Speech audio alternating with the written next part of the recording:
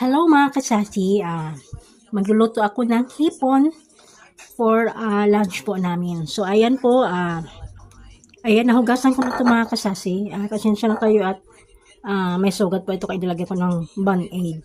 So ngayon mga kasasi, ito hugas na itong ating hipon. So ngayon ay babaran muna natin ng Sprite for 30 minutes or nakadepende sa inyo kung ilang oras ang gusto nyo. Pero sa akin, 1 hour.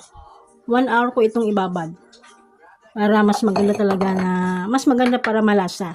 So ayan po, ito po yung ating gamit na pangbabad sa hipon, itong Sprite. So ayan. So ngayon ilalagay natin ang ating hipon. So ayan.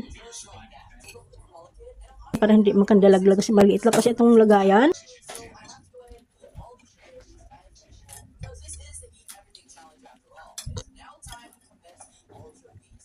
Ayun na mga kasasi, nandito na ang ating hipon na ilipat na natin sa ating bowl. So ngayon, nalagyan ko na ng Sprite. So ayan. Sa akin mga kasasi, inubos ko na isang ganito. 500 ml na Sprite. Para talaga mababad lahat ang ating hipon. So ayan. Ayan, nababad na po natin ng Sprite ang ating hipon. So ngayon, ilagay ko muna sa ref. Ibabad ko muna siya ng 1 oras.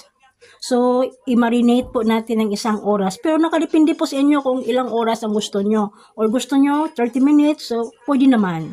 Pwede yung mga overnight.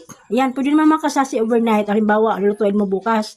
Ngayon mo na, or sa gabi mo na, ibabad sa Sprite itong hipon kung gusto nyo lang lutuin ka ng bukasan. Para lasang-lasa talaga. Yan. So kung gusto niyo naman na ngayon na tapos na frozen pa ito, so ang gagawin niyo ay pagising niyo, ibabad niyo na sa tubig, pag lumambot na, tsaka niyo nalalagyan ng Sprite. Tapos, pwede niyo ibabad ng 30 minutes kung gusto niyo. So ay ilalagay po natin sa ref kasi 1 oras ko yung minamarinate ng ating hipon. Ilalagay ko muna dito mga kasasi.